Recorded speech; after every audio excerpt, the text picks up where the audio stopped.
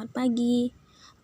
Hari ini Ibu akan masuk lagi mengenai proses ketiga atau tahapan ketiga dari proses katabolisme, yaitu tahap ketiga adalah siklus Krebs atau yang disebut dengan asam sitrat, di mana tahapan siklus Krebs ini ditemukan pertama kali oleh seorang ilmuwan yang bernama Hans Krebs pada tahun 1930. Dan siklus Krebs ini juga terjadi di dalam mitokondria. Nah, mitokondria ini sendiri juga merupakan organel sel yang berfungsi untuk menghasilkan energi atau adenosin trifosfat, ya. Nah, untuk reaksinya atau untuk prosesnya dan tahapan-tahapannya, di sini Ibu ada berupa bagan, ya. Ini bagannya. Di sini seperti yang kita ketahui bahwasanya di proses glikolisis itu satu molekul glukosa kan menghasilkan 2 asam pirufat. Nah, yang asam pirufat itu nantinya kan akan dilanjut pada proses DO atau dekarboksilasi oksidatif. Ini ya, dekarboksilasi oksidatif kan 2 asam pirufat. Nah, 2 asam pirufat ini kan berjalan dari proses glikolisis, ya kan? Di mana satu molekul glukosa akan menghasilkan 2 asam pirufat gitu. Nah, hasil akhirnya adalah 2 asetil koenzim A ini. 2 asetil koenzim A. Nah, 2 asetil koenzim A ini kita teruskan pada proses yang namanya siklus Krebs. Ini dia.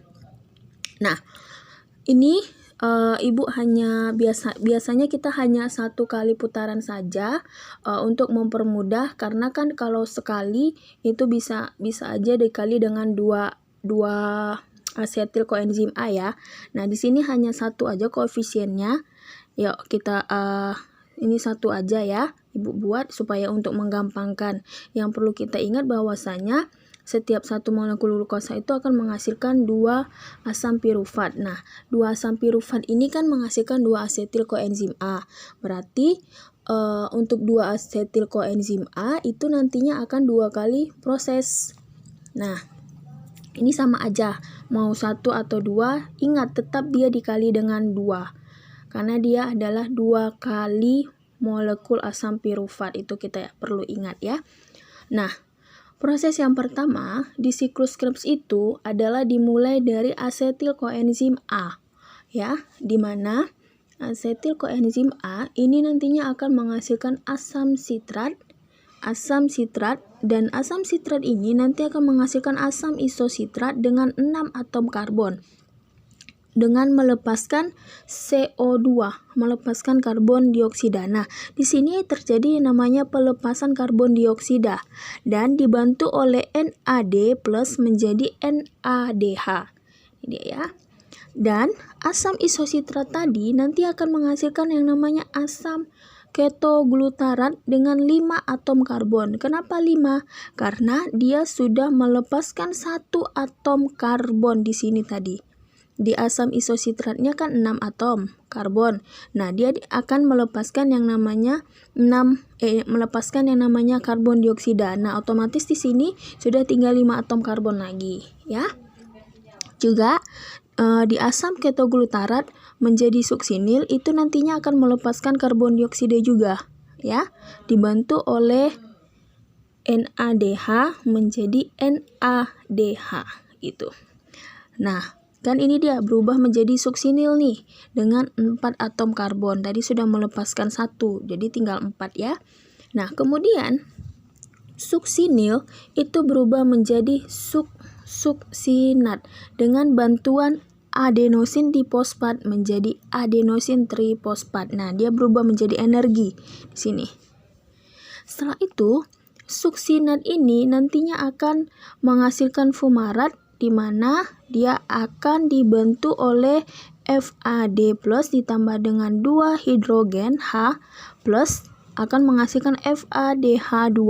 Nah, di sini ingat, di sini dia akan dibantu oleh hidrogen.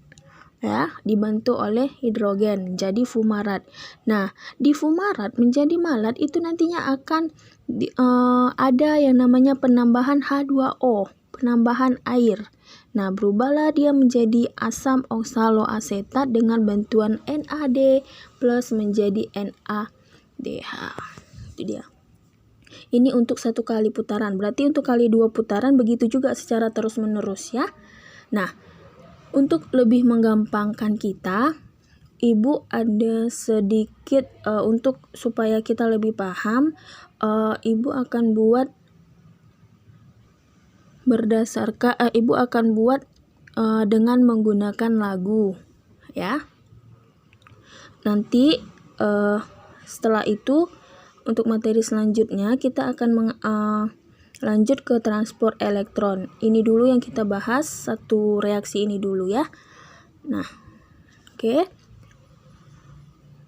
Nah, dimulai dari asetil koenzim A. Nah, asetil koasitrat isositrat NADH ketoglutarat NADH suksinil ATP suksinat FADH fumarat malat NADH oksaloasetat.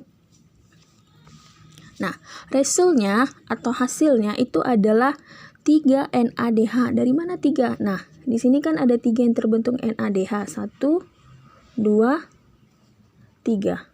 Ada 3 NADH yang terbentuk dalam siklus Krebs. Ditambah dengan 1 ATP. Dari mana ini dia? 1 ATP ditambah dengan 1 FADH2. Ini 1. Hanya ada 1 kan? Nah, itu dia. Ini untuk 1 kali siklus Krebs. Nah, tadi kan yang dibilang adalah di 2 asam pirufat itu menghasilkan 2 asetil koenzim A. Berarti untuk 2 kali asetil koenzim A semuanya harus dikali dengan 2. Berarti 3 NADH dikali 2 ditambah 1 ATP dikali 2 ditambah 1 FADH 2 dikali dengan 2. Hasil akhirnya adalah 6 NADH ditambah 2 ATP ditambah 2 FADH2. Sekian dulu yang dapat Ibu jelaskan.